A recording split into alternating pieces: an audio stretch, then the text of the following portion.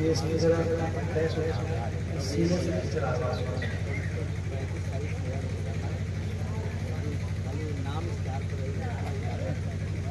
मिंबर रसूल पर तलवा फरोज उलमाए अहले सुन्नत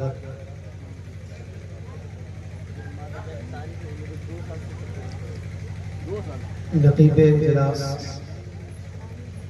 हजरत अल्लामा मौलाना अकरम जलाली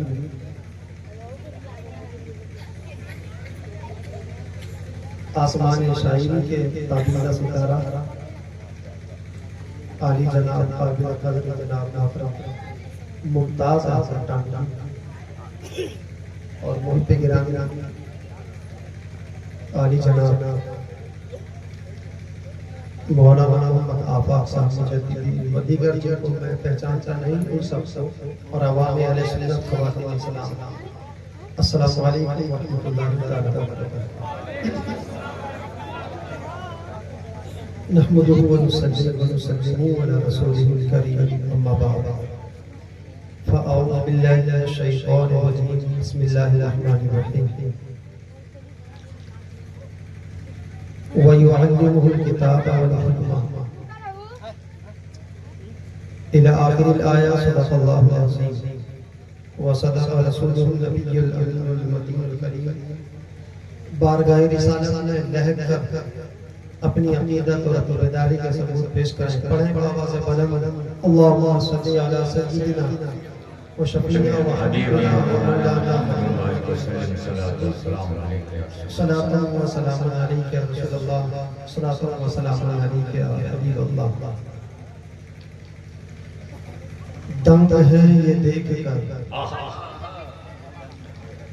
दंग है सब ये देख कर, आधा इधर आधा उधर। हाय हाय हाय, दंग है सब देख कर, आधा इधर आधा उधर। दंग है सब ये देख कर, आधा इधर आधा उधर। ये मुस्तफ़ा जी जी। और मुस्तफ़ा पुर लफ्ज़ पुर हटा कर क्या बसता है? हाय हाय हाय, इस नज़म पे जान होगा। सुभान अल्लाह। मैं दुनिया की तकरीबन 18 से 20 मुल्कों में गया हूँ तकरीर के हवाले से, जी जी। मगर आधे इधर और आधे उधर कभी नहीं देखे। दंग है सब ये देख कर, आधा इधर आधा उधर। हो गया पल में कमर, आधा इधर आधा उधर। कमर माने चांद। दंग है सब ये देख कर, आधा इधर आधा उधर। हो गया पल में कमर, आधा इधर आधा उधर। चांद क्या आसमां को भी गर कहते हुजूर। हाय हाय हाय, चांद क्या? चांद क्या? चांद तो टुकड़े हुआ था ना। जी। चांद क्या आसमां को भी गर कहते हुजूर। होता वो भी टूट कर, आधा इधर आधा उधर। होता वो भी टूट कर, आधा इधर आधा इधर आधा उधर। एक तरफ मदीने की जमीन, हाय हाय, एक तरफ मक्के की सरहद। एक तरफ मक्के की सरहद, एक तरफ मदीने की जमीन। काश होता जो मेरा भी घर, आधा इधर। काश होता जो हम सबका भी घर, आधा इधर आधा उधर। अब मैं बड़ी तेजी के साथ इन दोनों आधों को एक साथ जोड़ना चाहता हूँ, क्योंकि हम तो बड़े सच्चे मुसलमान हैं। मुसलमान मानवता का पाठ पढ़ता है और इस्लाम मानवता का पाठ पढ़ाता है। इस्लाम हमको शांति स्थापित करने का हुक्म देता है, अशांति को खत्म करने का हुक्म करता है। जब बढ़ते हैं तो अशांति आ जाती है, जब जुड़ते हैं तो शांति पैदा होती है। जब जुड़ोगे तो सुनोगे, और जब जुड़ोगे तो बचोगे। बड़ी तवज्जो के साथ सुनिएगा। मुझको उन्वान दिया गया है कि आपको इल्म के मौजू पर बोलना है। उन्वान बड़ा अच्छा है, मगर मैं कैसे यकीन कर लूं कि आप सुनने वाले भी अच्छे हैं। क्या बात है, क्या बात है। ये भी तो आप मुझे यकीन कराइए। देखिए तकदीर होती नहीं है, करा ली जाती है। बेशक। बोलने वाला उसी वक्त बोलता है जब सुनने वालों के अंदर जज्बा होता है। आप तो मुस्तफापुर की पाक जमीन पर रहने वाले हैं, मुस्तफापुर है। आज बात भी मुस्तफा की है और सरजमीन भी मुस्तफापुर की है। सुभान अल्लाह। मुस्तफापुर में बात मुस्तफा की, मुस्तफा जाने लाखों सलाम। शमे बज़ में हिदायत पे लाखों सलाम। सुभान अल्लाह। मैं आप लोगों को थोड़ा सा टेस्ट करना चाहता हूँ। जब माइक बोल रहा है या नहीं तो उसको ठोक मार करके देखा जाता है कि किस तरह बोल रहा है। मैं जरा सा आपको टेस्ट करता हूँ, आप कैसे सुन सकते हैं कि आपका मिजाज क्या है, उसी से मैं अंदाजा लगा लूँ।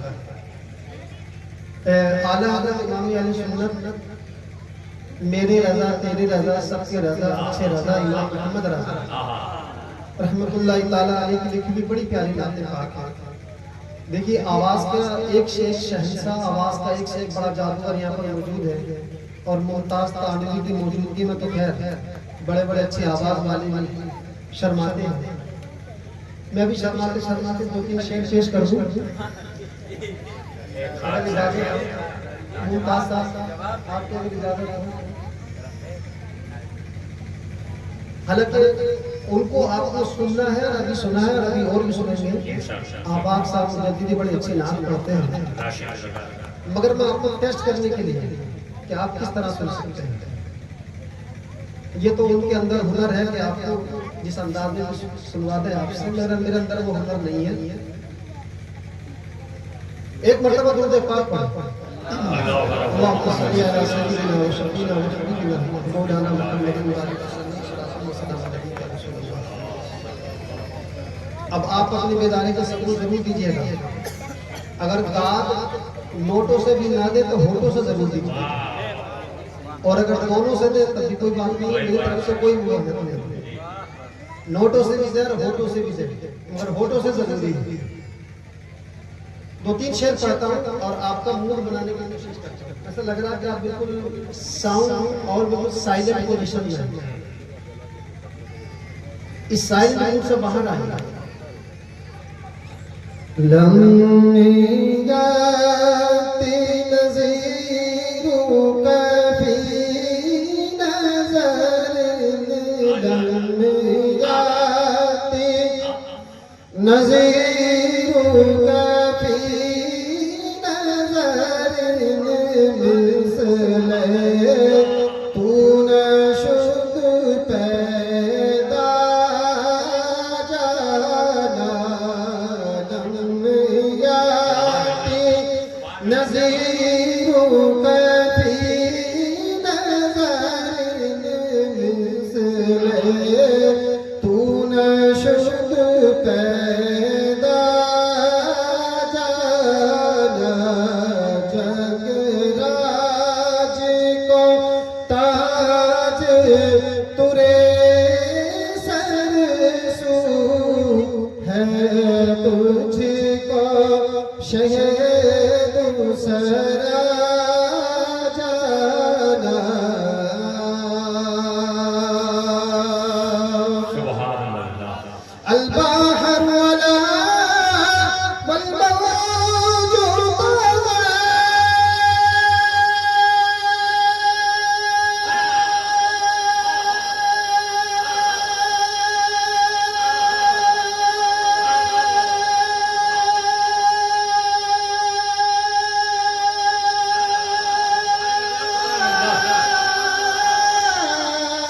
अल-बाहर वला वल-मौजूद मन बेकसूफा होशरुबा, मन बेकसूफा होशरुबा, मझधार में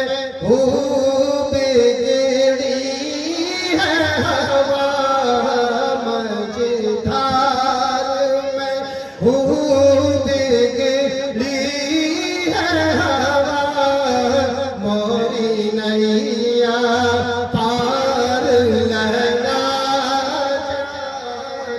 सुभान अल्लाह। नारे तकबीर, नारे रिसालत, ताजदारे मदीना कॉन्फ्रेंस, मुसलमानाने मुस्तफापुर।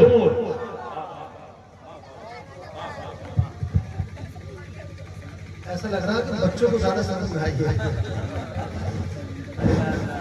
मैं जब फ्रांस गया था, जी जी, फ्रांस का बहुत बड़ा मुल्क है, तो फ्रांस की राजधानी है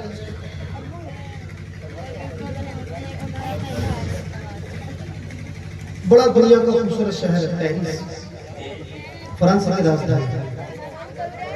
तो वहां से तकरीबन 18 किलोमीटर दूर। ए बाबू, ए बाबू, अब थोड़ा सा सुन लीजिए, सुबह को अपना सुना दीजिए।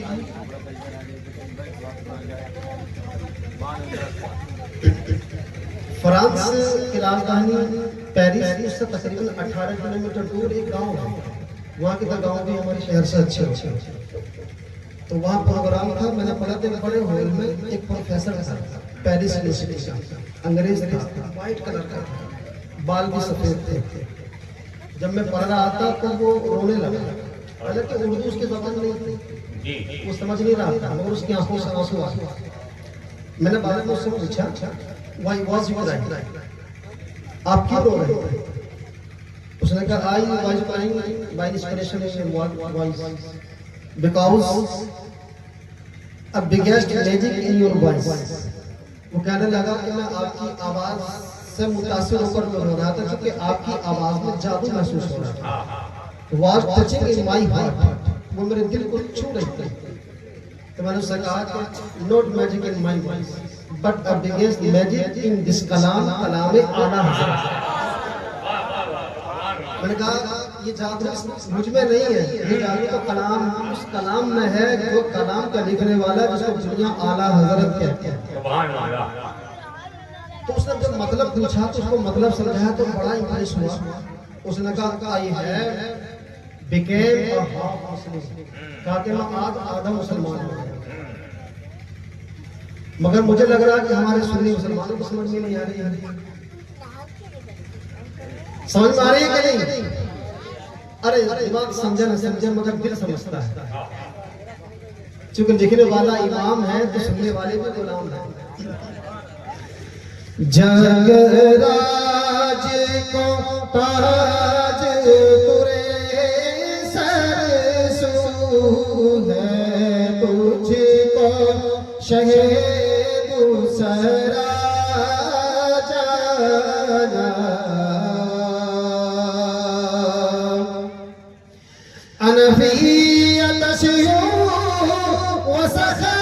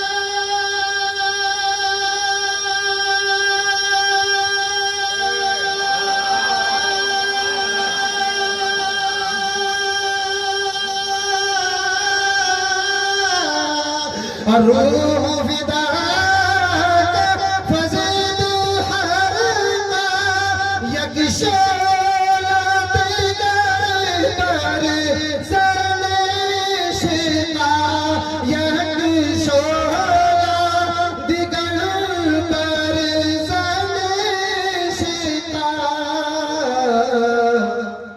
मोरा तन मन धन मोरा तन मन धन तन मन धन तन मन धन तन मन धन तन मन मन तन मन तन मन धन मोरा तन मन धन सब फूक दिया ये जान भी प्यार जना जाना जगराज को ताज तुरे सरसू है तुझको शहीद सरा जाना।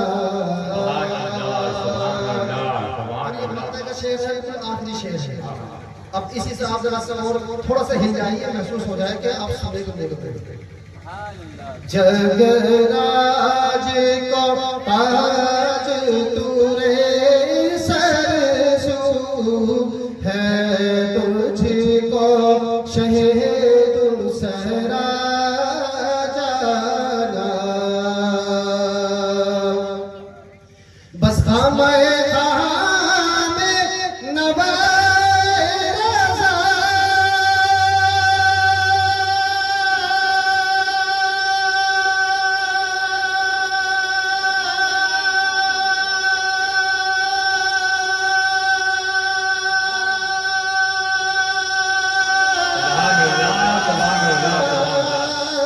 बस खामे खामे नवाए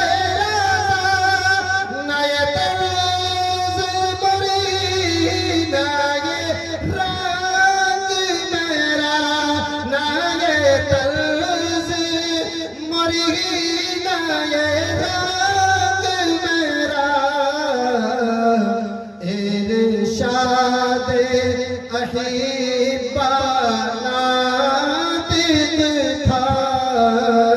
इरशाद अहीबा नातिक था नाचार इस राह चला जाना जगराज को ताज तुरे सरसू है तुझको शहीद सरा जाना।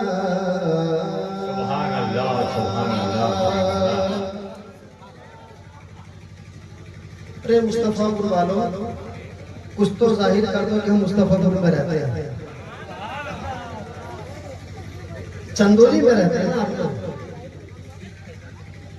सबसे पहले ये बताइए कि तकरीर कौन सी सुने। I have to type speech and speech Indian and speech non-Indian. Indian means I will be hard work but not my guarantee. Do you understand or not understand? A non-Indian speech is my guarantee, 100% guarantee. You will be understand, inshallah. मैंने आपसे ये कहा है, समझते हो English? चलो हिंदी में कह दूं।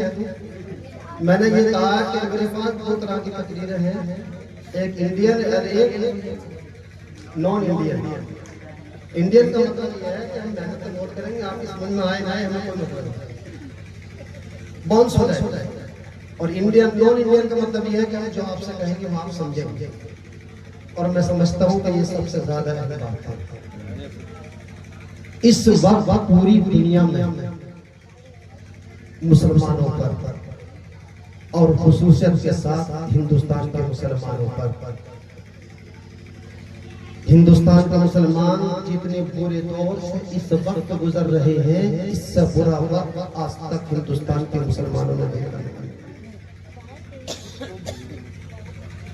जो कयामत हमारे ऊपर पर की जा रही है, की गई है, आज तक किसी कौम पर नहीं की गई। अगर हमारा हाफिज खुदा ना होता तो जिस कदर बमबारी हमारे ऊपर की जा रही है, तो दूसरी कौम होती तो उसके नामों निशान भी मिट गए। कुछ तो है कि मिटती नहीं हंसती हमारी, वरना दुश्मन रहा है, दुनिया रही है दुश्मन। क्या वजह है कि हमारी हस्ती नहीं मिलती है? मैं कहता हूँ कि वस्ती हमारी हस्ती या बस्ती हस्ती क्यों नहीं मिलती है? ना मिटने की वजह यह है कि छोटे से दिल में जो मुस्तफा की मोहब्बत है वो मिटने नहीं देती। जिस दिल में मुस्तफा की मोहब्बत बस गई, अरे मिटाने वाले मिट गए, मगर जिस दिल में मुस्तफा का नाम आ गया वो कभी मिटता नहीं है। बात मुस्तफा से शुरू हुई है और मुस्तफा पर ही बात होगी और यहीं पर बात खत्म होगी। मेरे मुस्तफा ने मक्के की वादी में होने के बाद सबसे पहले नबूवत का ऐलान जब फरमाया 40 साल की मुद्दत के बाद, 40 साल कंप्लीट मेरे आका ने मक्के की सरजमीन पर गुजारे। अपनों ने भी देखा, गैरों ने भी देखा, दुश्मनों ने भी देखा, सबने देखा। और जब ऐलान किया जाता है, कहते हैं मेरे नबी अना मोहम्मद, लोगों ने कहा इसमें ताज्जुब की बात है, कहते मोहम्मद हो। मेरे आका अलैहिस्सलाम गारे हीरा पर जाने के बाद एक आग जलाते हैं, सारे मक्के वालों को इकट्ठा करते हैं। उस जमाने की रस्म रिवाज थी, उस जमाने में साउंड सिस्टम नहीं था। उस जमाने में जब किसी को खतरे से आगाह करना होता था, किसी को बताना होता था कि आज हम पर कोई अटैक होने वाला, हमला होने वाला है, एक शख्स पहाड़ पर खड़ा हो जाता, आग जलाता, सारी बस्ती वहां पर जमा हो जाती। मेरे आका अलैहिस्सलाम आग जलाते हैं, सारी बस्ती के लोग आ जाते हैं। आज ये वो दिन है कि जिस दिन मेरे मुस्तफा अपनी छुपी हुई जिस नबूवत को सारी दुनिया से छुपा रहे थे, आज उसका ऐलान हुआ। मेरे आका अलैहिस्सलाम मक्के वाले से पूछते हैं कि मक्के वाले बताओ,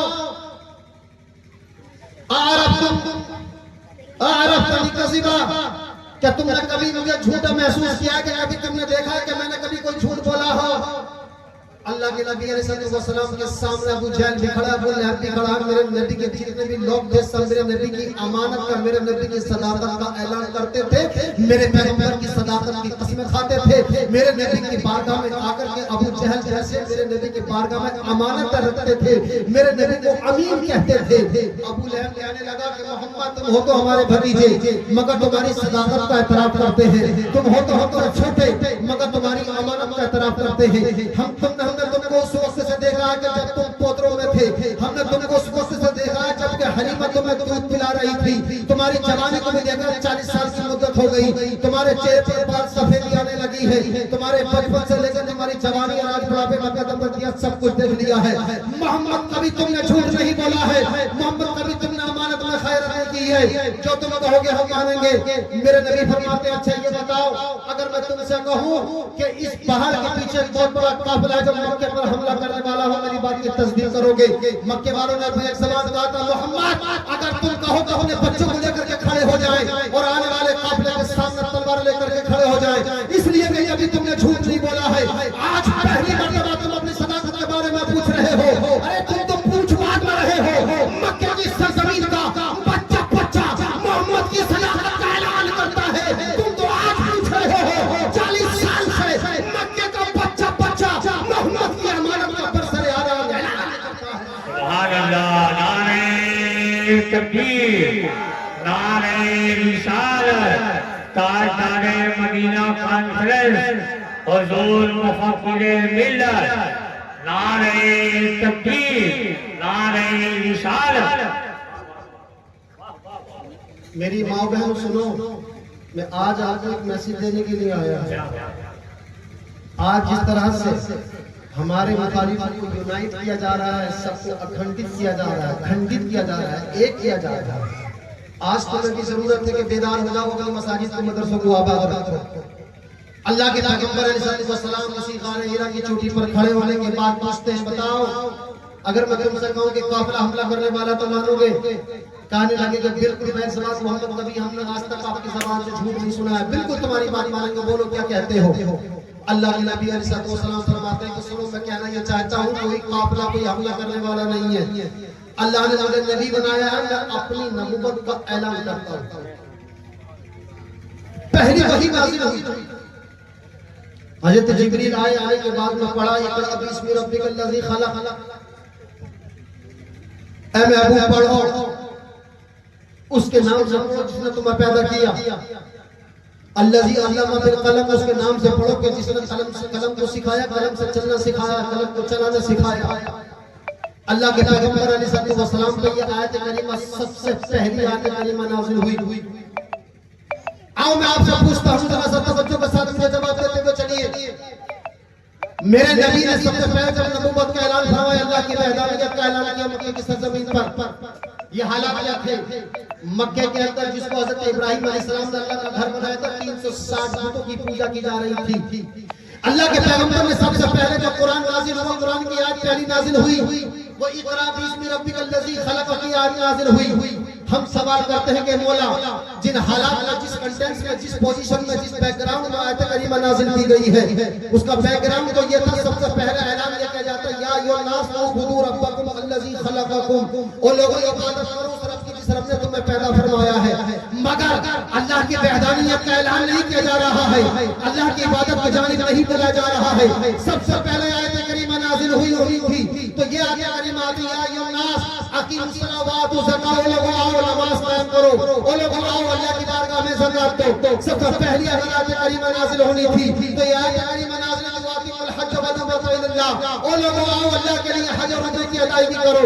मगर नहीं, सबसे पहले हज का हुक्म नहीं दिया गया, सबसे पहले नमाज का हुक्म नहीं दिया गया, सबसे पहले कलमा तौहीद का हुक्म नहीं दिया गया, सबसे पहले अल्लाह की वहदानियत का ऐलान नहीं किया गया।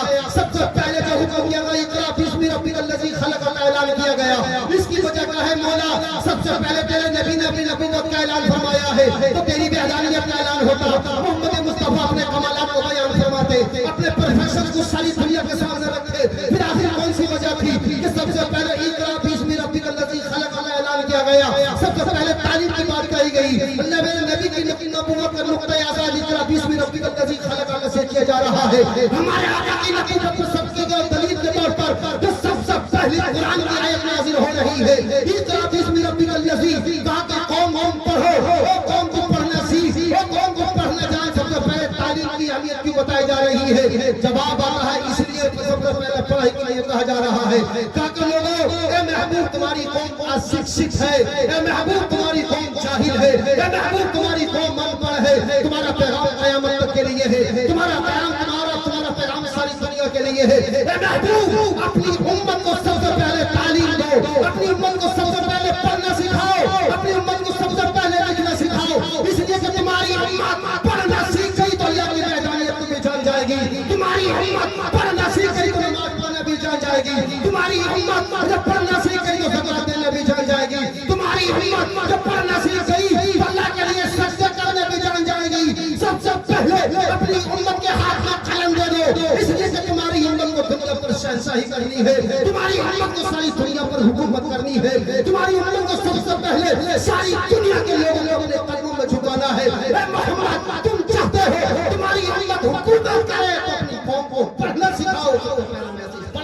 नारे तकबीर, नारे रिसालत, मुफ्ती आसिफ रज़ा इस्माइल साहब किबला। हाय हाय हाय। सबसे पहले कहा गया कि अपनी कौम को पढ़ना सिखाओ। महबूब, तुम्हारी ये इल्म ऐसी चीज है कि जब कौम के अंदर इल्म आता है तो इंसान का दिमाग रोशन हो जाता है। जब इल्म आता है तो घर रोशन होते हैं, घर के अंधेरों की अंधेरियां दूर हो जाती हैं, मुल्क रोशन हो जाते हैं। जहाँ पढ़े लिखे लोग होते हैं, जहाँ शिक्षित लोग होते हैं, वो आइडियाज पैदा करते हैं। जहाँ पढ़े लिखे लोग होते हैं वहाँ मुआशरा जन्म देता है। जहाँ बेहतरीन माएँ पैदा होती हैं, जहाँ बेहतरीन माएँ होती हैं, उन माओ की कोख से निकलने वाले बच्चे बेहतरीन आलिम दीन बनते हैं, बेहतरीन इंजीनियर बनते हैं, बेहतरीन डॉक्टर्स बनते हैं। वो मुआशरे के अंदर बागो बहार पैदा कर देते हैं। कहा कि महबूब, सबसे पहले तो जो तुम्हारा मैसेज हो वो इबादत का नहीं, सबसे पहले जो तुम्हारा मैसेज है वो नमाज का नहीं, सबसे पहले जो मैसेज हो वो हज का नहीं। महबूब, सबसे पहले अपनी कौम को तालीम याफ्ता बनाओ। महबूब, जिस कौम को वो दुनिया की बराबर थी। बेशक बेशक बेशक बेशक सुभान अल्लाह सुभान अल्लाह क्या क्या यही मक्के की सरजमीन से जब ये पैगाम पहुंचा, अल्लाह के पैगंबर अलैहिस्सलाम ने अपनी कौम को फरमाया उतलबू इल्मा वलो काना बिसीन, और मेरी कौम के लोगों इल्म हासिल करो अगर तुम्हें चीन जाना पड़े। इसलिए कि इल्म की बड़ी ताकत है। जिन कौम को पास नॉलेज होता है वो कौमें तरक्की करती है, जिन कौमों के पास इल्म होता है वो कौमें तरक्की करती है, जिन कौमों के पास इल्म होता है वो कौमें हुकूमत करती है, जिन कौमों के पास इल्म होता है वो कौमें पूरी दुनिया की तकदीर को लिखती है, जिन कौमों के पास इल्म होता है वो कौमें रास्ते तैयार कर देती है, जिन कौमों के पास इल्म होता है वो रोशनी के मीनारे तैयार कर देती है, जिन कौमों के पास इल्म होता है वो रोशनी के मीनार बखेर देती है, जिन कौमों के पास इल्म होता है वो अंधेरों में चली जाए तो रोशनी बखेर देती है, जिन कौमों के पास इल्म होता है वो कौमें जिन रास्तों से गुजर जाए वो रास्ते महक जाते हैं, जिन कौमों के पास इल्म होता है वो जहां भी जाती है वो अपनी सलाहियत और अपनी मोहब्बत और अपनी सलाहियत और अपनी बात को मजबूती के साथ दुनिया के सामने मनवा लेती है। महबूब तुम्हारी कौम साल दो साल के लिए नहीं है, कयामत तक न मालूम कितने हजार साल आएंगे।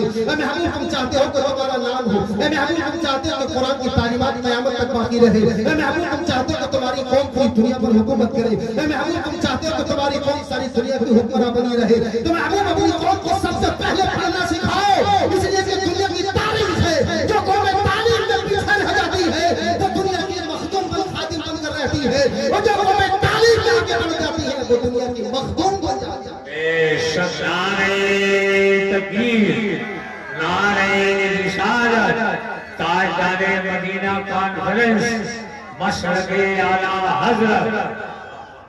आइए मैं ये मिसाल देता हूं, शायद ये बात आपको बहुत सॉरी होगी समझ में नहीं आ रही, आगे मिसाल देता चलो। एक दुनिया का एक मुल्क है जिसका नाम पहले कर्तबा था, आज उसका नाम स्पेन है। आप अगर पढ़ना जानते हो तो गूगल पर सर्च कीजिए। 850 साल मुसलमानों ने हुकूमत की उस मुल्क पर। मुसलमानों के हालात क्या थे? मुसलमानों के हालात ये थे कि जब अमेरिका के अंदर अंधेरा था, जब इंग्लैंड के अंदर उनकी गलियां जब अंधेरी थी, तो उस वक्त स्पेन के अंदर पूरे मुल्क के अंदर रोशनी फैली हुई थी। हिंदुस्तान के मुसलमान जब यहाँ पर हिंदुस्तान में आए तो यहाँ के अंधेरी गलियों को रोशन कर दिया मुसलमानों ने इल्म के जरिए। सबसे पहले सर्जिकल टूल्स ऑपरेशन करने के हथियार मुसलमानों ने बनाए, सबसे पहले आंखों का ऑपरेशन करने की तरकीब मुसलमानों ने दी, सबसे पहले हवाई जहाज बनाने का आइडिया मुसलमानों ने दिया, सबसे पहले कैमरा बनाने का उसूल मुसलमानों ने दिया, सबसे पहले पेट का ऑपरेशन करने का उसूल मुसलमानों ने दिए, सबसे पहले औरत और पेट से बच्चा निकालने का तरीका मुसलमानों ने सिखाया, सबसे पहले तरीका मुसलमानों ने दिया। कुर्तबा की मस्जिद में आइए मैं आपको एक मिसाल देता चलूं।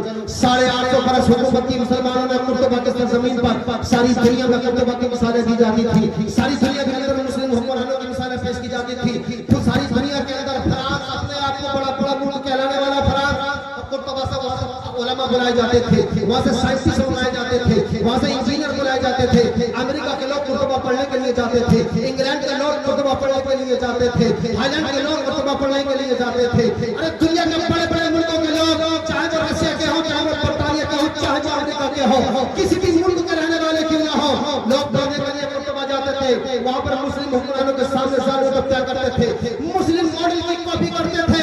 मुसलमान जब हुक्मरान थे, मुसलमान जब तालीम याफ्ता के सारी दुनिया पर हुकूमत कर रहे थे। हिंदुस्तान नहीं बल्कि सारी दुनिया की सबसे बड़ी मस्जिद बनाई थी मुसलमानों ने कुर्तबा के अंदर, सबसे बड़ी मस्जिद बनाई थी। और आज भी रकबे के एतबार से, एरिया के एतबार से कुर्तबा की मस्जिद दुनिया की सबसे बड़ी मस्जिद है। 2700 यानी 2700 सुतून पिलर है उस मस्जिद के अंदर। मस्जिद अक्सा अगरचे अपने तकद्दुस के एतबार से सबसे अजीम है, मस्जिद नबवी अपनी अजमत के एतबार से यकीनी तौर पर अजीम है, सवाब के एतबार से बहुत बड़ी है। मस्जिद हरम अपने सवाब और तकवा के एतबार से बहुत बड़ी मानी जाती है, मगर मस्जिद कुर्तबा रकबे के एतबार से आज दुनिया की सबसे बड़ी मस्जिद है। वहाँ बहुत बड़ी दरगाहें थी, बड़ी बड़ी यूनिवर्सिटीज थी कुर्तबा के अंदर। मुसलमानों की तालीम की कॉपी की जा रही थी, मुसलमानों का निसाब सारी दुनिया में नाफिज किया जा रहा था, मुसलमानों के इंजीनियर बनाए जा रहे थे, मुसलमानों की यूनिवर्सिटीज में जाकर के डॉक्टर की तालीम हासिल की जा रही थी, मेडिकल साइंस पढ़ाया जा रहा था, तफसीर पढ़ाई जा रही थी, हदीस पढ़ाई जा रही थी। मुसलमानों के पास जाकर के लोग दुनिया के मॉडर्न टेक्नोलॉजी को सीख रहे थे, मॉडर्निज्म को सीख रहे थे। दुनिया के पास जाकर के कुर्तबा के मुट्ठी भर मुसलमान सारी दुनिया पर हुकूमत कर रहे थे। क्यों हुकूमत कर रहे थे?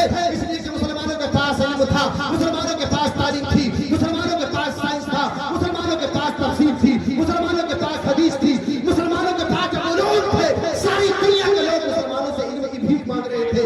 जब कुर्तबा की सरजमीन पर सारी दुनिया की सबसे बड़ी मस्जिद बनाई गई। दुनिया के लोग इस मस्जिद को देखने के लिए जाते थे, मगर एक दौर ऐसा आया 8.5 बरस हुकूमत की, बड़ी बड़ी दरगाहें थी कुतुबा के अंदर, बड़ी बड़ी यूनिवर्सिटीज के कुतुबा के अंदर, बड़े बड़े मदरसे थे कुतुबा के अंदर। जब मुसलमानों को खत्म करने की कोशिश की गई तो वहाँ मुसलमानों को मारा नहीं, वहाँ मुसलमानों को कत्ल नहीं किया, वहाँ मुसलमानों के मदरसे बंद कर दिए, वहाँ मुसलमानों की यूनिवर्सिटी बंद कर दी, वहाँ मुसलमानों की दरगाहें बंद कर दी, वहाँ मुसलमानों की मस्जिदों को बंद नहीं किया, वहाँ मुसलमानों के बच्चों से वहाँ के उनके तहरीर को छीन दिया, वहाँ के मुसलमानों का सरों से उनकी टोपी को उतार दिया, वहाँ के मुसलमानों से उनके सीने से इसके मुस्तफा के मुअज्जज जो एक दरिया थे उनको खुश्क कर दिया, उनको खुश्क किस तरह से किया, वहाँ की यूनिवर्सिटी में ताले लगा दिए, वहाँ कुरान की तालीम पर पाबंदी लगा दी, मुसलमानों को देश बदल कर दिया। मैं गया हूँ मैंने जमीन में जाकर के देखा है, वहाँ की मस्जिद में मैंने जाकर के देखा है 2700 सुतून वाली वो मस्जिद, इतनी बड़ी मस्जिद है। उस मस्जिद में जाने के बाद आज हालात ये है, दुनिया की सबसे बड़ी अजीम तरीन मस्जिद, तारीख में दुनिया की सबसे बड़ी मस्जिद, हिस्टोरिकल प्लेस है वो मस्जिद, बहुत बड़ी जगह है वो मस्जिद। मस्जिद कुर्तुबा का नाम आप गूगल पर सर्च करें तो आपकी आंखों में आंसू आ जाएंगे। मस्जिद का मिंबर आज भी मौजूद है, मस्जिद के वो सुतून आज भी मौजूद है, मस्जिद के वो दरवाजे आज भी मौजूद है, मस्जिद में पिछी हुई सफाई आज भी मौजूद है। उस मस्जिद के अंदर जाने के बाद आप वीडियोग्राफी कर सकते हैं, कोई आपको मना नहीं करेगा। उस मस्जिद में जाने के बाद आप वहाँ फोटो खींचिए, कोई मना नहीं करेगा। उस मस्जिद में जाने के बाद लड़कियों का हाथ लेकर के घूमते रहिए, कोई मना नहीं करेगा। आप औरतों के साथ बदकारी कर लीजिए, कोई मना नहीं करेगा।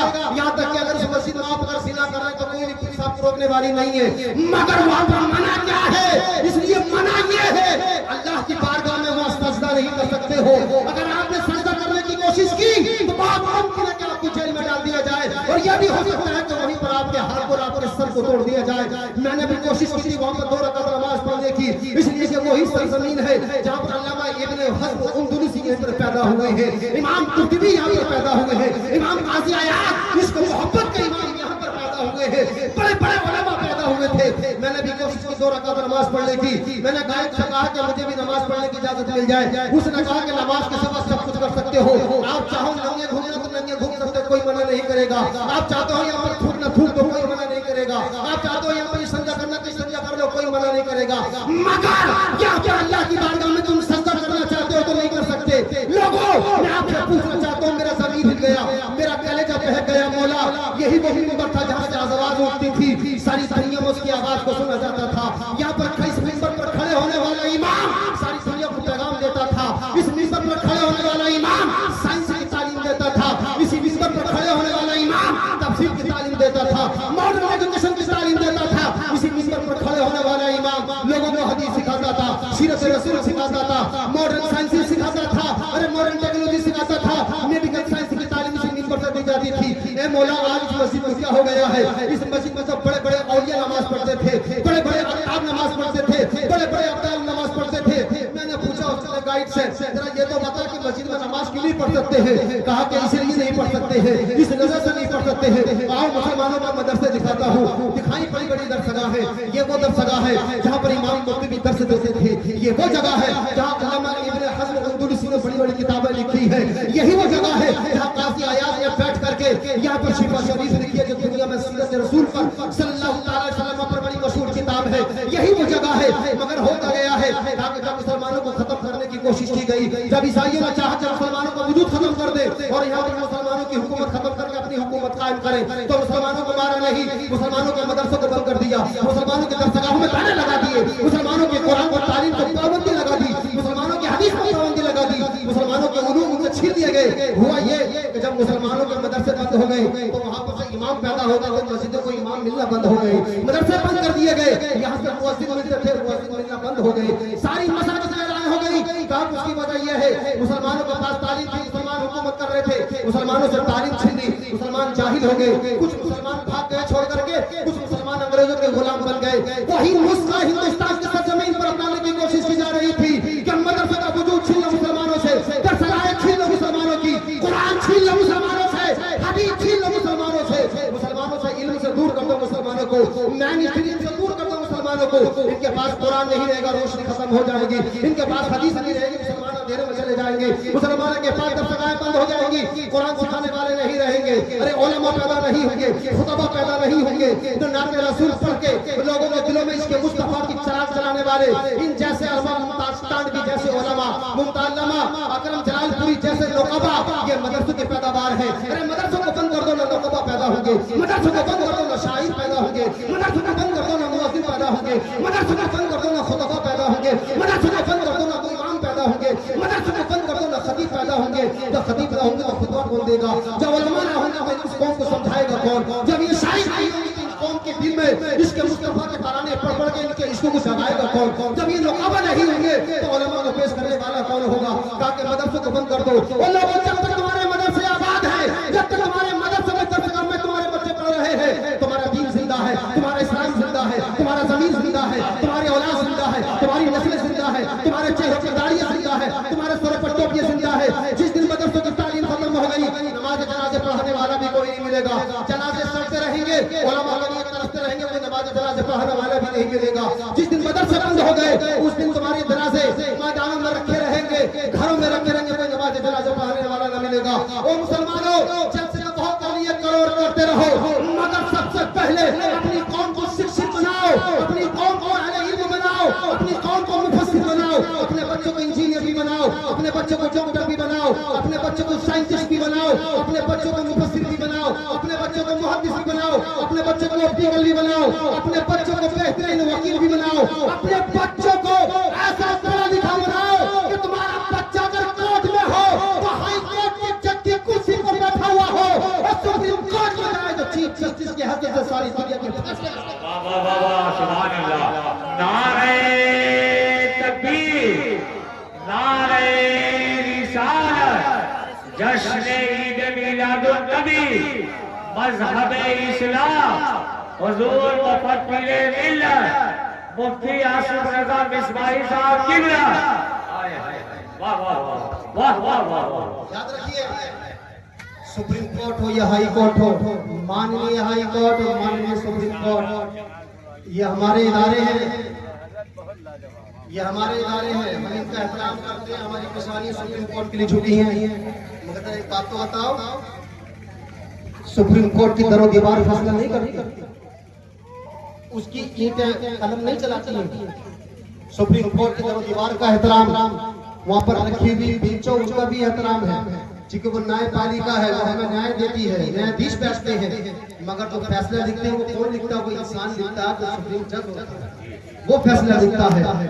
बताओ तो सही, सारी दुनिया ने देखा हिंदुस्तान का, सारी दुनिया ने हमारी मजाक उड़ाई जब ट्रिपल तलाक पर जब बहस हुई थी, ट्रिपल तलाक का सुप्रीम कोर्ट से फैसला आया था।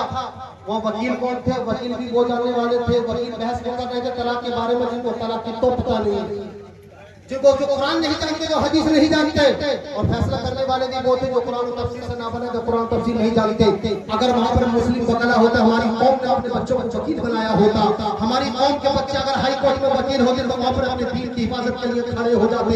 अगर हमारे हमारे हमारे बुजुर्गों ने अपनी कौम को जज बनाया होता तो वह हाई कोर्ट की कुर्सी पर बैठ कर कलम हाथ में लेकर के कौम को फैसले कर रहे होते। अगर हमारे बच्चों ने, हमारे बुजुर्गों ने, अगर हमारे बड़े बड़ों ने अगर जज बनाए होते, वकील बनाए होते, तो एक वकील खड़े होकर के कहता ये अल्लाह का कुरान है, ये अल्लाह ने कुरान में ये फरमाया है, और जो जज फैसला करता वो भी यही कहता है, कौले मोहम्मद कौले खुदा, फरमान में बदला जाएगा, बदलेगा जमाना लाख, मगर कुरान बदला जाएगा।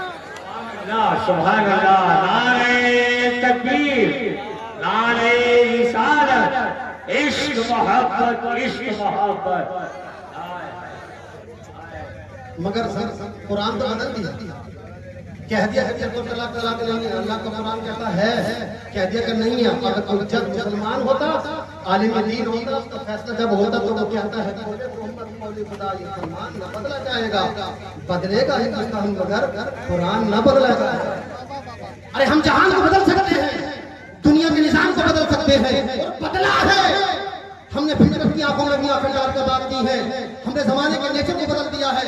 आइए जमाने के नेचर की बात आ जाए। मैं आपसे पूछता हूँ, किसी आदमी के हाथ में पानी हो और वो जमीन पर डाले, जमीन से पानी पी जाए, क्या जमीन से पानी को कोई वापस ले सकता है?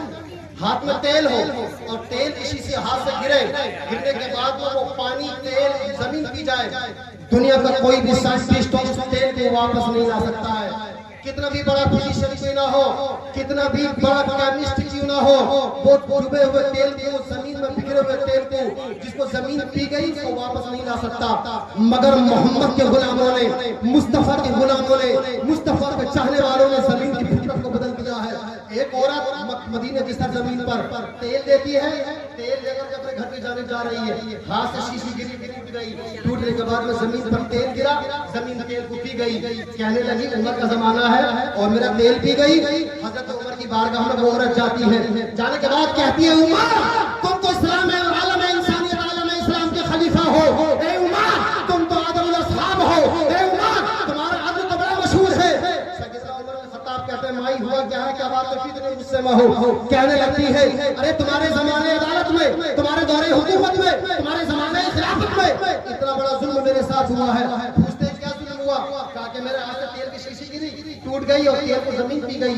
सैयदना उमर बिन खत्ताब अगर उनकी जगह पर कोई हम जैसा कोई हुक्मरान होता, आज का हुक्मरान होता, आज का अगर कोई मीम दाल या वाला कोई हुक्मरान होता तो कह देता मोहतरमा ये मेरा काम नहीं है, मुझसे पैसे ले जा, मगर नहीं, ये अल्लाह के पैगंबर का खादिम है, ये अल्लाह के पैगंबर का गुलाम है, ये उमर है जिसके नाम से शैतान भी कांपता है। उमर कहते तो चाहती क्या है? कहती है मैं ये चाहती हूँ कि ये जमीन मेरा तेल वापस कर दे, वरना मैं कयामत के दिन उमर तेरा दामन पकड़कर रसूलुल्लाह की बारगाह में पेश कर दूंगी। उमर फारूक जेब से कलम निकालते हैं, पर्चा लिखते हैं, लिखने के बाद कहते हैं कि जिस जमीन में तेरा तेल दिया है जब उसको जाकर दे देना, तेरा तेल वापस कर देगी। उमर बिन खत्ताब का पर्चा लिया, लेने के बाद में जमीन पर रखा, जैसे ही रखा था रखने की देर हुई थी, सारी दुनिया ने अपनी आंखों से देखा जो तेल जमीन पी चुकी थी वो पर्चा रखने के साथ ही तेल वापस आ गया। दुनिया कहती है लोगों मोहम्मद के गुलामों का हाल देखो, अरे मुस्तफा के गुलामों का यह हाल है, मुस्तफा का हाल क्या होगा? अल्लाहु अकबर या रसूलल्लाह। ये मुस्तफा के गुलाम है, जमीन की फितरत को बदल दे। ये मुस्तफा के गुलाम है, जमाने के मोड़ को मोड़ दे। मगर क्यों है? पहले इनके पास इल्म है तभी ताकत रखते हैं, पहले इनके पास इल्म आता है तो जमाने को मोड़ते हैं। आइए बात जब गौसे आजम की चल रही है तो गौसे आजम के बारे में थोड़ी सी बात अर्ज करता चलूं, मगर उससे पहले सैयदना हज़रत फातिमा ज़हरा रज़ियल्लाहु ताला अन्हा की बात अर्ज कर दूं। ऐ मेरी बहनों, आज के हालात ये हैं कि हमसे पर्दा दूर होता जा रहा है। याद रखिए आप गांव के रहने वाले लोग हैं, आप काश्तकारी करते हैं, आप अपनी जमीन में अगर गेहूं के बीज डालेंगे तो गेहूं का ही पौधा निकलेगा, और आप चाहें गेहूं के बीज डालें और उससे आग उतरने लगे, इट्स इम्पॉसिबल, ये मुमकिन नहीं है, असंभव है। हो सकता है ऐसा? अगर आप चाहते हैं कि तुम्हारे बच्चे आलिम दीन बने, आप चाहते हैं कि आपके बच्चे जो आपके आंगन में परवरिश पा रहे हैं वो बच्चे इंजीनियर बने, आप चाहते हैं कि आपके बच्चे डॉक्टर बने, आप चाहते हैं कि आपके बच्चे मुफस्सिर बने, आप चाहते हैं कि आपके बच्चे फिजिशियन बने, आप चाहते हैं कि आपके बच्चे केमिस्ट बने, आप चाहते हैं कि आपके बच्चे वली बने, आप चाहते हैं कि आपके बच्चे मुफस्सिर कुरान बने, आप चाहते हैं कि आपके बच्चे मुबल्लिग इस्लाम बने। तो सबसे पहले हमारी माओ को अपने आप को पाक रखना होगा, सबसे पहले हमारी माओ को अपने आंचल को साफ रखना होगा, सबसे पहले हमारी माओ को अपने किरदार को पाक रखना होगा। इसलिए तो गौसे आजम के नाम पर जो आज तुम यहाँ पर जमा हो, हुजूर गौसे आजम का नाम सुनकर अपनी नींद को छोड़कर के यहाँ पर आ गई हो, उसकी वजह क्या है?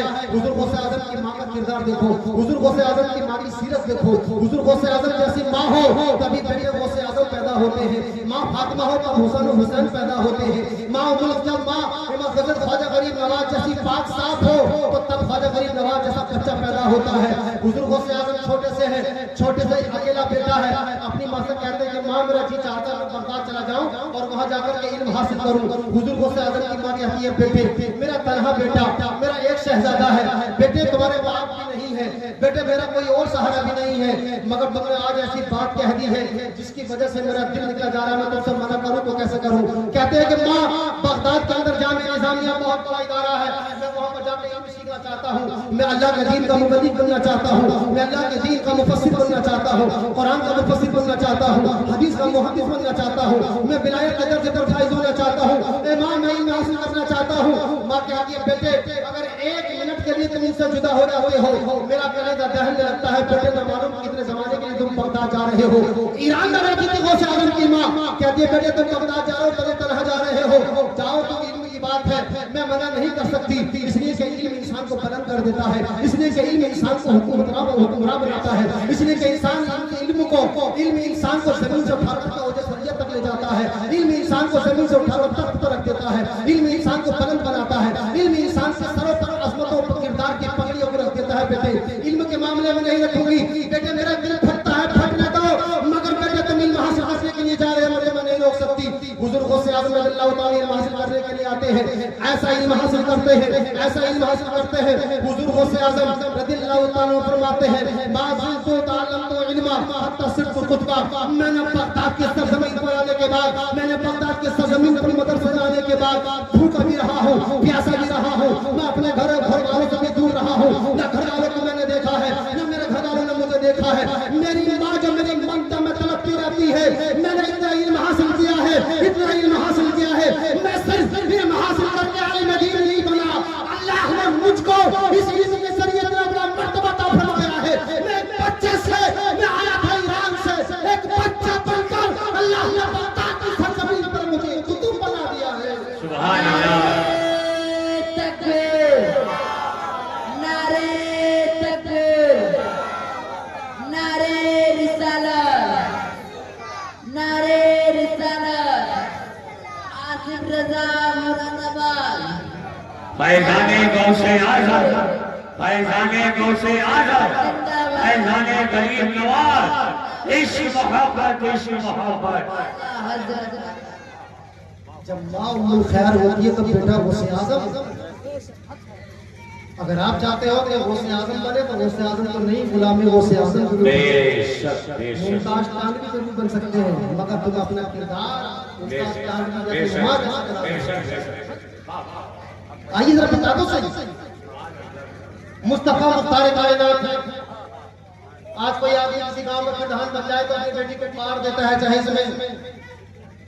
मेरे मुस्तफा को है, एक यहूदी के घर से दावत आ जाती है और दावत में ये कहा जाता है कि मुस्तफा आप भी आइए और आप अपनी बेटी फातिमा और अपने नवासे हुसैन को भी लेकर के आइए। मेरे नबी चाहते हैं कि बेटी एक दावत में जाना है, तुम तैयार हो जाओ। फिर कुछ देर के बाद जब बेटी तैयार नहीं हुई, फातिमा रोने लगी, आंखों में आंसू आ गए। नबी पूछते बेटी तुम तैयार क्यों नहीं हो रही, रो रही हो? अर्ज करने लगी है, या रसूल अल्लाह, फातिमा मुस्तफा की बेटी है, फातिमा उस पैगंबर की बेटी है जिस पैगंबर ने ये फरमाया कि लौ शीतु लसारत माई जबाल ज़हब, कि अगर मैं चाहूं तो ये सोने की जो पहाड़ है, सोने के बनके मेरे साथ साथ चलने लगे। या रसूलल्लाह मालिक के जन्नत की बेटी हूँ, या रसूलल्लाह मालिक के कायनात की बेटी हूँ, पुकारे कुल की बेटी हूँ। अल्लाह के पैगंबर मेरे कपड़े फटे हुए हैं। या रसूलल्लाह जब मैं शादी में जाऊंगी, यहूदी की औरतें अच्छे अच्छे कपड़े पहन करके आएंगी। होता है ना, औरतें कपड़ों का मुकाबला करती हैं, कहाँ से कपड़े लाइए। अगर मरने में भी जाए ना, मौत में भी और रो रही हो तो रोते रोते पूछ लेती है कपड़े बनारस से लाई, कहाँ से लाई? रोती रहेंगी, ऊपर ऊपर रोती रहेंगी, पूछेंगे कहाँ से लाई थी कपड़े, कितने का लाई? मैं भी लेकर आऊंगी, फिर रोने लगेंगे। और अपने को जरूर देखती है दूसरे के, रोती रहेंगी। फूफा की मौत में अगर रहेंगे तो फूफा फूफा कहकर रोती रहेंगे। पास वाले से कहेंगे कर रही है कहाँ से लाई थी जेवर, किसकी दुकान से लिया था, कितने का लिया था?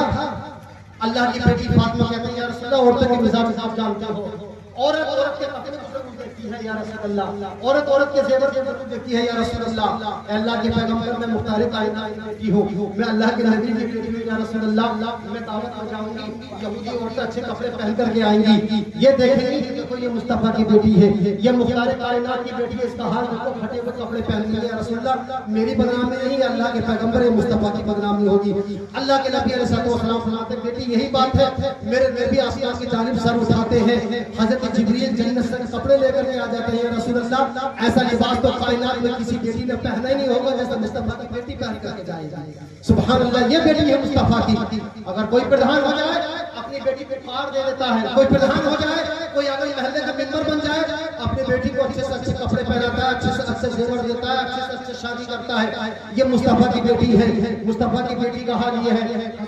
हुसैन छोटे हैं, छोटे छोटे हैं, हसन हुसैन को खिलाती भी है। उस जमाने में आटा पिसाया नहीं आता था, चक्की से आटा पीस भी रही है। पानी कोई मोटर से नहीं आता था, ये कपड़ों को वॉशिंग मशीन से नहीं धोया जाता था। उस जमाने में पानी निकालने के लिए कुएं से निकाला जाता था पानी।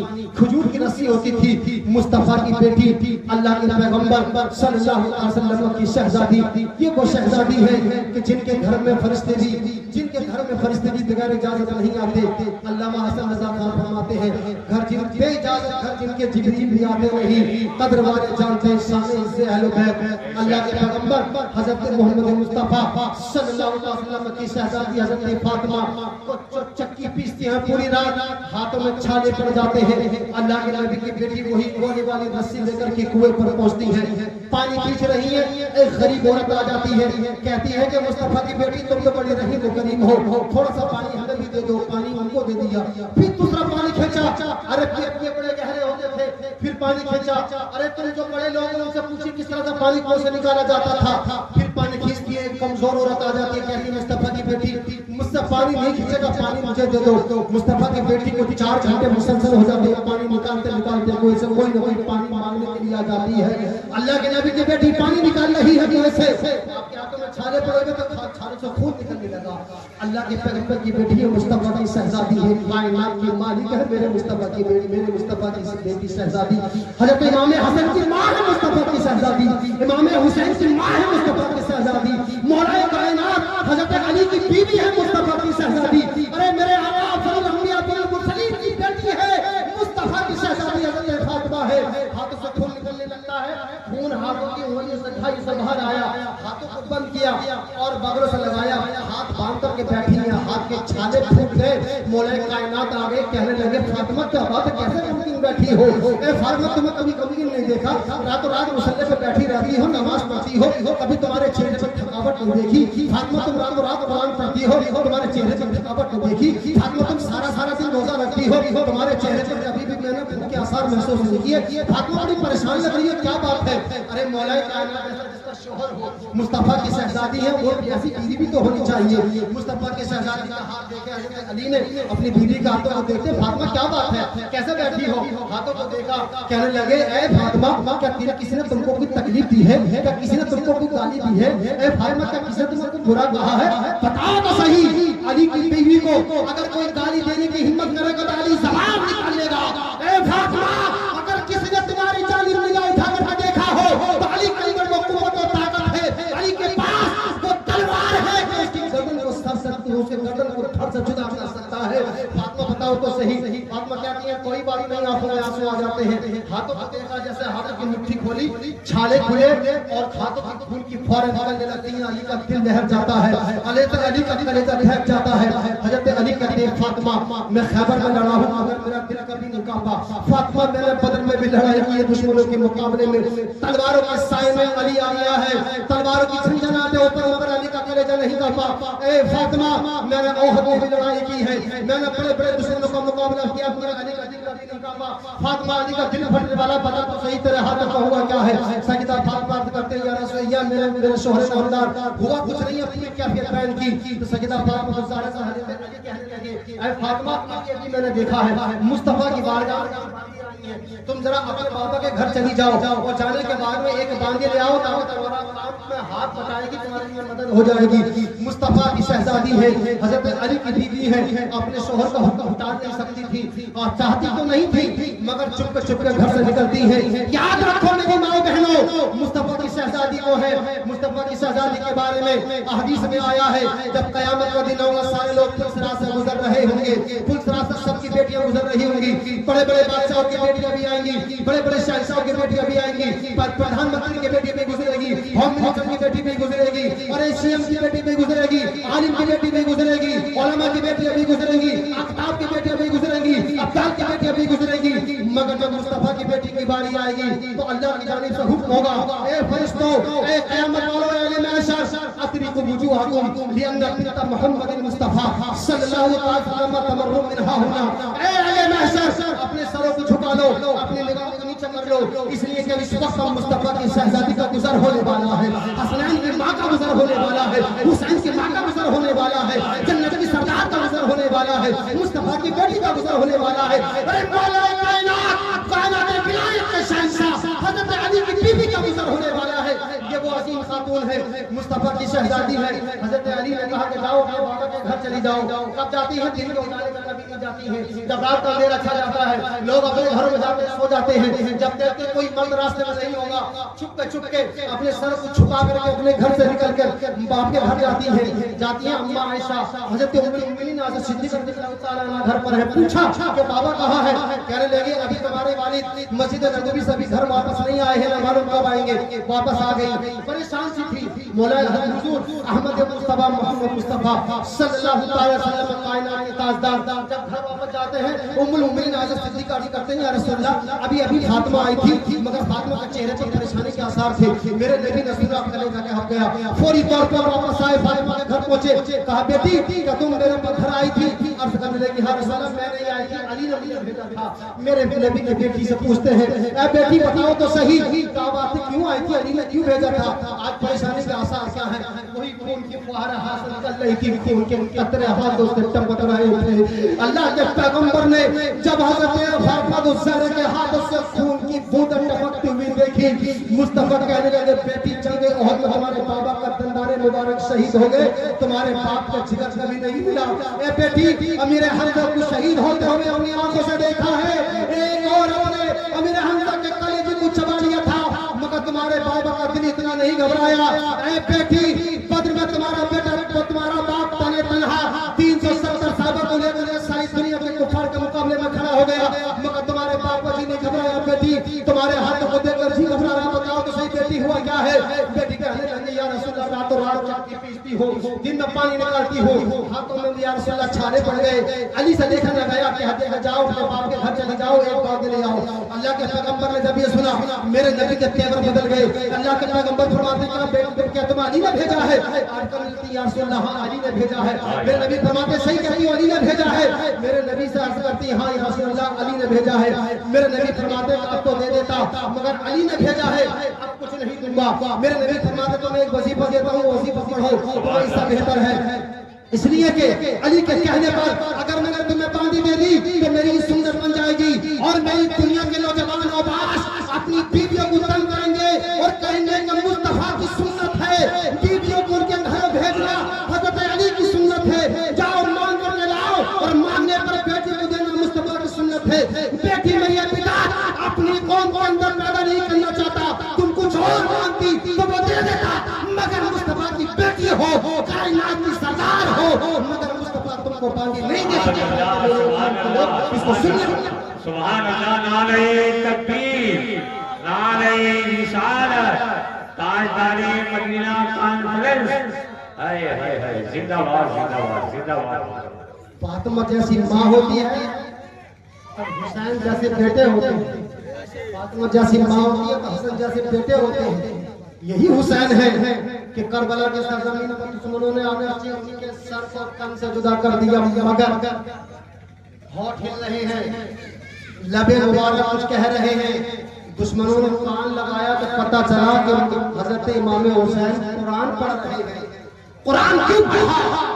इसलिए कुरान पढ़ा कि माँ को सोते हुए कुरान पढ़ते हुए देखा है, माँ को जगते हुए कुरान पढ़ते हुए देखा है। माँ को अगर अपने बेटे को दूध पिला रही है तो कुरान पढ़ रही है। ऐ माँ तुम्हारे बच्चे रोते हैं, तुम मोबाइल पर गाने लगा देती हो, अपने बच्चों के हाथ में मोबाइल दे देती हो, बच्चा वक्ती तौर पर खुश हो जाता है, चुप जाता है, तुम्हें लगता है बच्चा चुप हो गया, अपने काम में लग गई।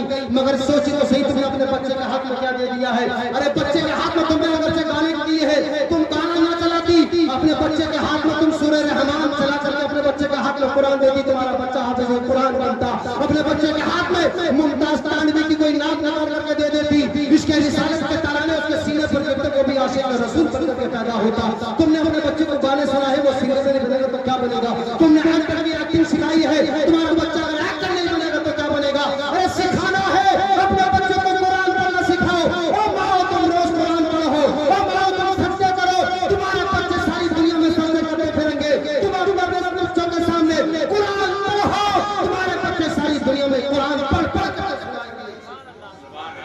सुभान अल्लाह, जिंदाबाद। क्या क्या तुम तो चुगली करो, तुम दौरानी जिठानी की बुराई करो, 7 साल लड़ो और चाहो कि तुम्हारा बच्चा आलिम दीन बन जाए, तुम्हारी बेटी राबिया बसरिया बन जाए, ऐसा कैसे हो सकता है? तुम्हारा किरदार तुम्हारे बच्चों में कन्वर्ट होता है, तुम्हारी सीरत तुम्हारे बच्चों के अंदर जाती है। माँ फातिमा जैसी होगी, बेटा हुसैन जैसा होगा। माँ अगर शाहरुख खान की माँ होगी तो बेटा भी एक्टर शाहरुख खान होगा। अब फैसला तुम्हारे हाथ में, हम बनाना क्या चाहती हो? सलमान खान बनाना चाहती हो, शाहरुख खान बनाना चाहती हो, ये इमामों का इमाम इमाम हुसैन बनाना चाहती हो? जो चाहती हो तुम्हारे हाथ में है। अगर तुम कुरान पढ़ोगी तो बेटा हुसैन बनेगा, तुम कुरान पढ़ोगी बेटा हसन बनेगा, तुम कुरान पढ़ोगी बेटा अताए रसूल ख्वाजा गरीब नवाज बनेगा। अगर तुम फिक्र पढ़ोगी तुम्हारा बेटा वक्त का मुजद्दिद इमाम अहमद रजा बनेगा। अरे तुम नमाज पढ़ोगी तुम्हारा बेटा वक्त का ताजुल शरीफ बनेगा।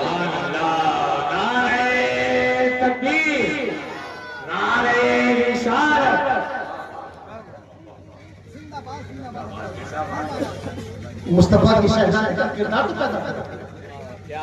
तुम गलों में घुल के डालो,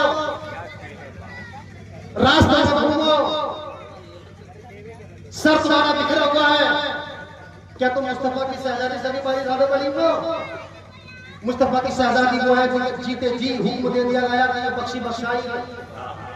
जिब्रील आकर के कह दिया रसूलल्लाह आपकी बेटी जन्नत की सरदार है। यकीन हो गया।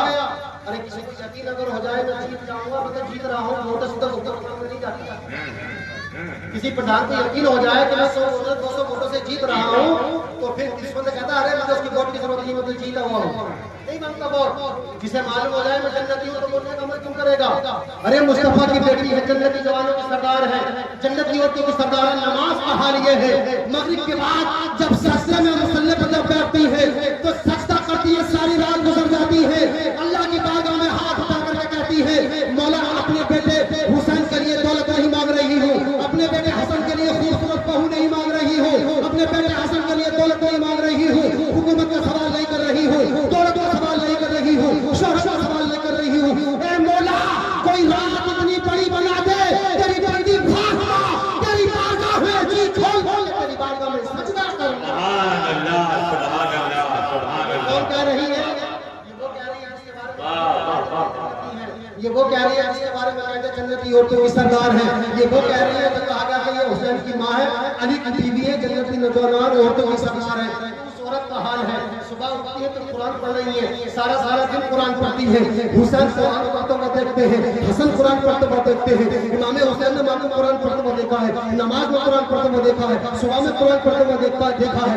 माँ जब काम कर रही है तो हसन कुरान पढ़ रहे हैं, माँ जब काम कर रही है इमाम हुसैन देखते हैं, माँ मेरी कुरान पढ़ रही है, हसन कुरान पढ़ते हुए देखते हैं। तो इमाम हुसैन करबला के मैदान में है, कुर्बान हाथ में तलवार है मगर कुरान है, अरे गर्दन कट गई जबान पर कुरान है।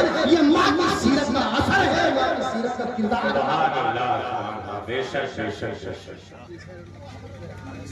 ये मुस्तफा का किरदार है।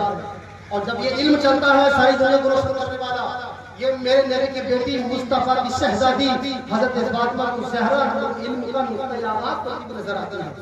इनके शहजादे हैं, बड़े बड़े शहजादे हुए, सारी दुनिया में इल्म फैलाया।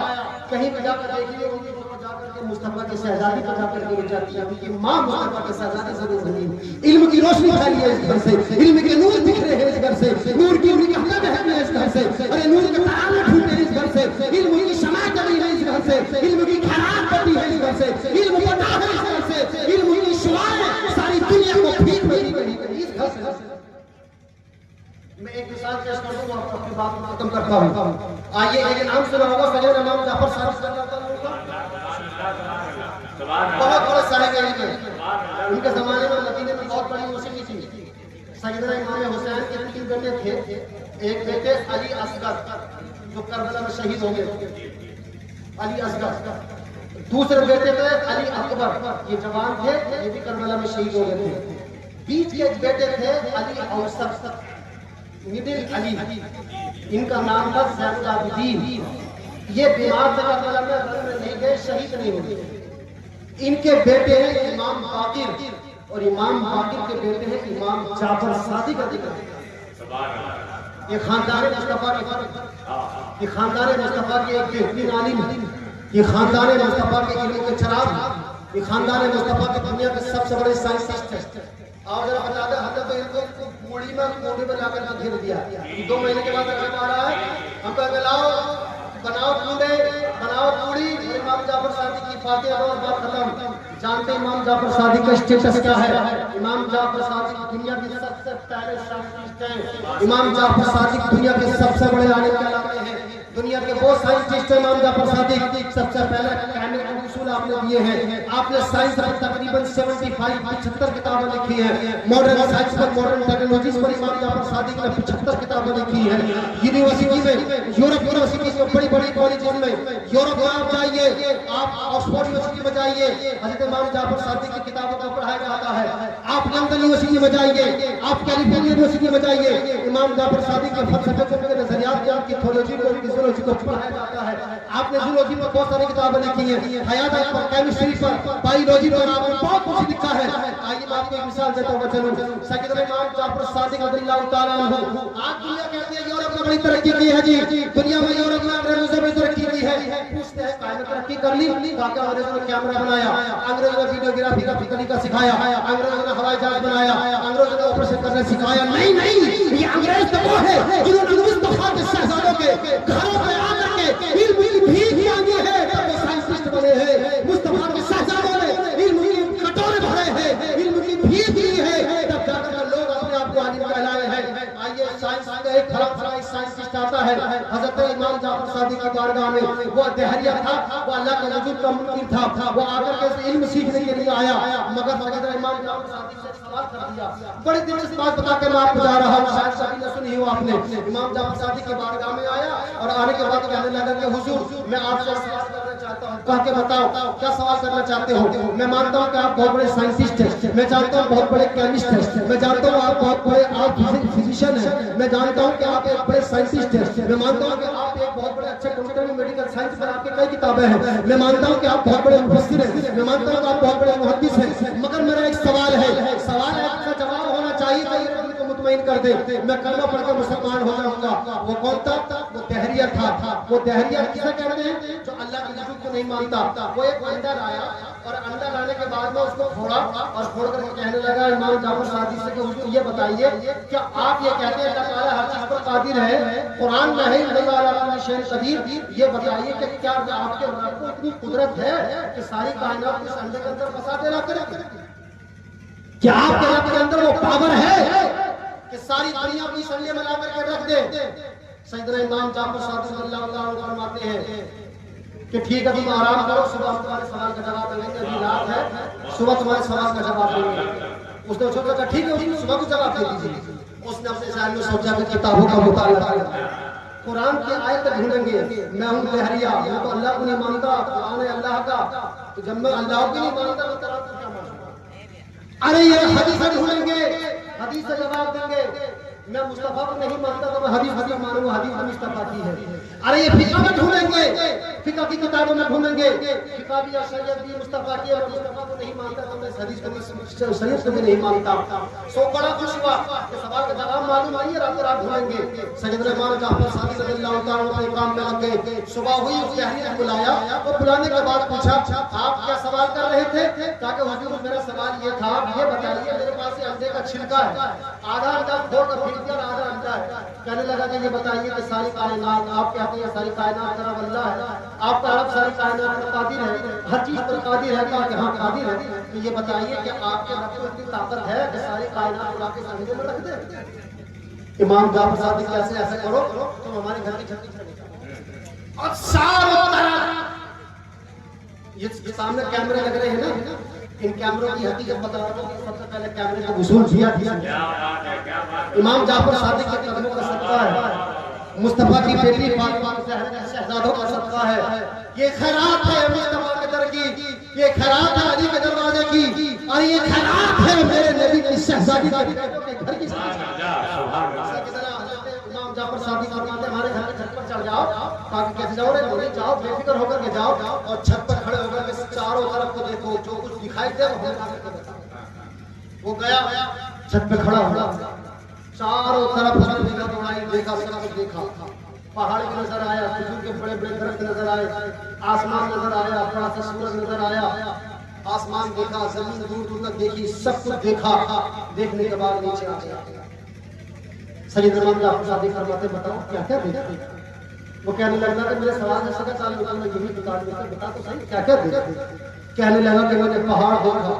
पूछा पहाड़ कितना बड़ा? था आपको बहुत बड़ा। आपने पूछा ये बताओ और क्या देखा? कहा कि मैंने सूरज देखा। सूरज कितना बड़ा? कि जमीन से हमारी कई सौ गुना बड़ा है। पूछा जमीन कहां तक देखी? कहा कि बहुत दूर तक देखी। क्या देखा? खजूर के पेड़ देखे, बहुत बड़े बड़े पेड़ देखे। मदीने के अंदर मैंने देखा कि बहुत बड़े बड़े घर, बड़ी बड़ी बिल्डिंगें देखी। मैंने आसमान देखा, सब कुछ देखा। इमाम साहब जाफर सादिक पूछते काहे से देखा? कहता कि आंख से देखा। पूछा कितनी बड़ी आंख है? कहा कि छोटी सी। अंडे से छोटी है या बड़ी? कहा कि अंडे से छोटी। आप पूछते कि ये बता कि पूरी आंख से देखा या थोड़ी सी आंख से देखा? इशारा नहीं समझे? आप शीशे में जाते, शीशे में अपनी आंख देखी, कितनी मोटी आंख है, पूरी आंख नहीं देखी। आंख के बीच में एक ब्लैक निशान है, उसके बीच में एक बिल्कुल जैसा पैन का छोटा सा पॉइंट होता है, बिल्कुल एक माइनर पॉइंट, छोटा सा दिखता है, ब्लैक पॉइंट छोटा सा। कलम लीजिए, आप कलम पेन पर हाथ पर रखिए, उस पर रखने जो निशान पड़ता है वो नहीं बड़ा निशान आता, जिससे नजर आता है। उस पर अगर झिल्ली जम जाए तो कुछ नजर नहीं आएगा, और उस पर न जमे और सारी आंख पर झिल्ली जम जाए तो कोई फर्क नहीं। सारी आंख पर आपकी झिल्ली आ जाए, खून आ जाए, कुछ भी आ जाए, कोई फर्क नहीं पड़ेगा। हल्की रोशनी कम हो सकती है, लेकिन उस पॉइंट पर अगर कोई चीज बढ़ जाए कुछ नहीं दिखता। पूछा तो पूरी आंख से देखा, ये पॉइंट से कहने लगा तो छोटा सा पॉइंट है। इमाम जाफर सादिक फरमाते तेरी अब भी समझ में नहीं आया, एक छोटे से पॉइंट में इतना बड़ा खजूर का पेड़ आ गया। इस छोटे से पॉइंट मदीना की सारी बस्तियां आ गई, बड़े बड़े मकानात आ गए। इसी छोटे से पॉइंट के अंदर एक नुक्ते के अंदर इतना बड़ा सूरज जो हमारी जमीन से कई सौ गुना बड़ा है वो आ गया। ये इतना बड़ा आसमान आ गया, इतने बड़े बड़े पहाड़ आ गए, इतने बड़े बड़े दरख्त आ गए मेरे छोटे से पॉइंट के अंदर। अरे अंडे का छिलका तो बहुत बड़ा है, जो रब्बे कदीर ने तेरे अंदर आंख के अंदर एक छोटा सा पॉइंट पैदा किया है, उस पॉइंट के अंदर रब्बे कदीर ने बड़े बड़े पहाड़ों को रख दिया है, इतने बड़े सूरज को रख दिया है, इतनी बड़ी कायनात को समेट दिया है। अरे अंडे का छिलका तो बहुत बड़ा है। अरे रब्बे कदीर कुदरत तो यह है, अंडे के अगर 7 टुकड़े कर लिए जाए और तू कहे तो कायनात बुलाया जाए, 7,000 कायनात हो जाए तो अल्लाह तबारक व तआला को वो कुदरत है उस कायनात उस कंधे के अंदर लाकर समा। सुभान अल्लाह। नारे तकबीर, नारे रिसालत, मजहबे इस्लाम, मजहबे इस्लाम। खट से उसके दिमाग की खिड़की खुल गई। सोचने लगा कि एक पॉइंट के अंदर अल्लाह ने पैदा किया। इस पॉइंट में इतनी बड़ी बड़ी चीज आ गई, सूरज आ गया, चांद आ गया, आसमान आ गया, मदीने के घर आ गए, सब कुछ आ गया, तो अंडा तो बहुत बड़ा है। कहने लगा हुजूर कलमा पढ़ा के मुसलमान बना लो, बस मैं साइंटिस्ट भी हो गया। इमाम जाफर सादिक रज़ियल्लाहु अन्हु उसी वक्त कलम उठाया, कलमा पढ़ाया, कलम उठाया, लिखना शुरू कर दिया। इमाम जाफर सादिक रज़ियल्लाहु अन्हु ने 122 उसूल और रूल तैयार किए। वो रूल्स थे, रूल्स को बेस बना करके ये कैमरा तैयार किया गया है। आप अपना मोबाइल उठाइए और मोबाइल की आंख देखिए, बिल्कुल इंसान की आंख के मुशाबे बनाई गई है। बिल्कुल मोबाइल की आंख को आप देखिए, बड़े से बड़ा कैमरा देखिए और इंसान से आप आपकी पुतली देखिए। आप कोई फोटो निकालिए आपका और फिर मोबाइल के कैमरे में देखिए, दोनों को मिलाइए, बिल्कुल आंख की पुतली के मुताबिक ये बनाई गई है। इमाम आज़म ने 20 उसूल दिए और कहा चलो हम लोग उसूल लिख कर देते हैं, एक वक्त आएगा कि तुम्हारी आंख में चीजें आई और आकर के निकल गई, हम ऐसी चीज बना करके देंगे तुमको, जो चीज आ जाएगी वो कैद हो जाएगी, जो चीज आ जाएगी वो जमा हो जाएगी। ये कैमरे ने मेरी बातों को कैद कर लिया है, मेरे हाथ के हिलाने को भी कैद कर लिया है, मेरे बोलने को भी कैद कर लिया है, मेरी हरकतों को भी कैद कर लिया है, मेरे जुब्बे के कलर को भी कैद कर लिया है, मेरे आंखों के कलर को भी कैद कर लिया है, आपके चेहरे को भी कैद कर लिया है। ये कैमरा ये भी बता रहा है किसके अंदर कितनी खूबसूरती है, ये भी बता रहा है किसके बाल काले हैं, ये भी बता रहा है किसके बाल सफेद है, ये भी बता रहा है किसका मामा ग्रीन है, किसका मामा काला है, किसकी टोपी काली है, किसकी टोपी सफेद है, सारी चीजों को अलग अलग करके बता रहा है। अरे ये किसने दिया? ये इल्म सारी दुनिया के अंदर इनकलाब बर्पा करने वाला कैमरा, सारी दुनिया के अंदर यहाँ बैठे हैं दुनिया की खबर दिखाने वाला कैमरा, सारी दुनिया के लक्ष्य को घर बैठे पेश करने वाला कैमरा किसने दिया है? अरे कैमरे की फोटो बना करके हजारों साल पहले की चीजों को महफूज करके देने वाला कैमरा ये किसने किसने दिया है? ये मुस्तफा की शहजादी फातिमा ज़हरा के शहजादों के घर की भीख है। मुस्तफा की शहजादी फातिमा ज़हरा के बेटों के घर की खैरात है। अरे मुस्तफा की खैरात है, अली के लाल की खैरात है। अगर इमाम जाफर सादिक ये उसूल अगर ना देते तो कायनात में बड़ा इनकलाब नहीं आता। सबसे बड़े साइंस की जो इजाद हुई है मुस्तफा के घर से हुई है। मॉडर्न साइंस को जो पैदा किया गया मुस्तफा के शहजादों ने किया है। मॉडर्न टेक्नोलॉजी को जो दिया है मुस्तफा के शहजादों ने दिया है। मुस्तफा के शहजादों ने इल्म की रोशनी दी है। मुस्तफा के शहजादों ने इल्म के मीनार दिए हैं। मुस्तफा के शहजादों ने किताबें दी है। मुस्तफा के शहजादों ने किरदार दिया है। मुस्तफा के शहजादों ने सीरत दी है। अरे और भी सब कुछ छोड़िए, हिंदुस्तान की सरजमीन पर जो हमारे चेहरे पर तालियां नजर आती है, हिंदुस्तान की सरजमीन पर जो हमारे सरों पर टोपी नजर आती है, हिंदुस्तान की सरजमीन पर जो मस्जिदें नजर आती है, हिंदुस्तान की सरजमीन पर जो कुरान के तारी नजर आते हैं, हिंदुस्तान की सरजमीन पर मुबल्लिगीन इस्लाम जो नजर आते हैं, हिंदुस्तान की सरजमीन पर मुमताज तानवी जैसे शायर सुन्नत जो नजर आते हैं, हजरत आकम जहांगीर जैसे जो नकीब नजर आते हैं, ये किसने दिए हैं? ये कहां से आए हैं? ये किस जगह से दी है? ये मुस्तफा के शहजादे अताए रसूल ख्वाजा गरीब नवाज की देन है। अताए रसूल ख्वाजा गरीब नवाज हिंदुस्तान की सरजमीन पर कदम रखते हैं। अताए रसूल ख्वाजा गरीब नवाज हिंदुस्तान की बंजर जमीन पर कदम रखते हैं। हर तरफ लहरानी हो जाती है, हर तरफ सबसे सदाबी हो जाती है। मुस्तफा के शहजादे अताए रसूल तेरी बेटी मुस्तफा की बेटी फातिमा ज़हरा की शहजादे अताए रसूल ख्वाजा गरीब नवाज हिंदुस्तान के अंधेरों में कदम रखते हैं। हिंदुस्तान की कलियां रोशन हो जाती है। या के अंधेरों में कदम रखते हैं, हिंदुस्तान की कलियां रोशन हो जाती है। या की कलियां महक जाती है। यही अताए रसूल ख्वाजा गरीब नवाज, यही मुस्तफा के शहजादे मुस्तफा की बेटी हजरत फातिमा ज़हरा के शहजादे हैं। हिंदुस्तान के आने के बाद में गली गली चप्पे चप्पे को रोशन कर देते हैं, इल्म का नाम रोशन कर देते हैं, इल्म की कीमती नजर देते हैं। अरे मुस्तफा के शहजादे अताए रसूल ने कलमा पढ़कर हमें मुसलमान बनाया है और इमाम अहमद रज़ा ने हमारे दीन को बचाया है। अताए रसूल ख्वाजा गरीब नवाज ने कलमा पढ़ाया है और ताबी शरीयत ने हमको इश्क करना सिखाया। नारे तकबीर, नारे रिसालत, मसलते आला हज़रत ख्वाजा का हिंदुस्तान, बस्ती बस्ती करिया करिया, आए इश्क मोहब्बत, इश्क मोहब्बत। यही नहीं है कि अताए रसूल ने हमें सिर्फ मुसलमान बनाया है। अताए रसूल ने इस्लाम के साथ साथ हमें अपने मुल्क की सरहदों की हिफाजत करना भी सिखाया। अताए रसूल ने यह भी सिखाया कि दुश्मन की तौप सामने हो तो सीना लेकर के खड़े हो जाओ, अपने मुल्क की सरहदों की हिफाजत कर दो। हमने की और करेंगे। जब भी हमारे मुल्क की सरहदों पर दुश्मन नापाक निगाहें उठाएगा, उसकी आंखों से आंखें निकाल उंगलियां डाल करके आंखों में आंखें डाल करके उसकी उंगलियों के ढेले निकालना, उसके आंखों ढेले निकालने की ताकत हमारे अंदर है। और वक्त आएगा तो हम बताएंगे और हमारे बुजुर्गों ने बताया भी। मगर ये हुआ कैसे? आया कहां से? इल्म के जरिए। हर एक चीज में, हर एक तरक्की में, हर एक इंप्रूवमेंट में, हर एक डेवलपमेंट में, सब में केस है वो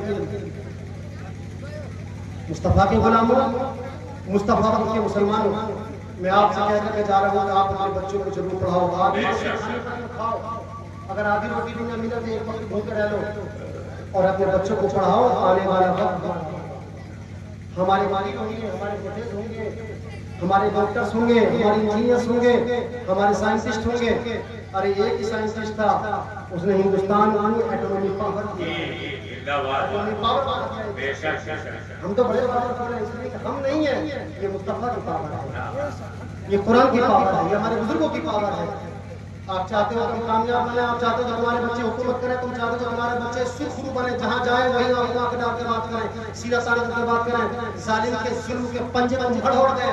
तो अपने बच्चों को इल्म दीन सिखाओ, अपने बच्चों के हाथों में कलम दो।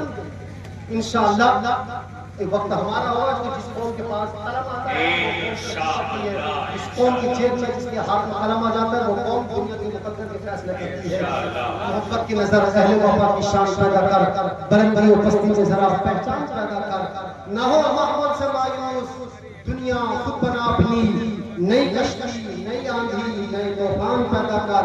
मजा है मरने जीने का इन्हीं खतरों के दामन में, दिलों में हौसले और हौसलों में जान।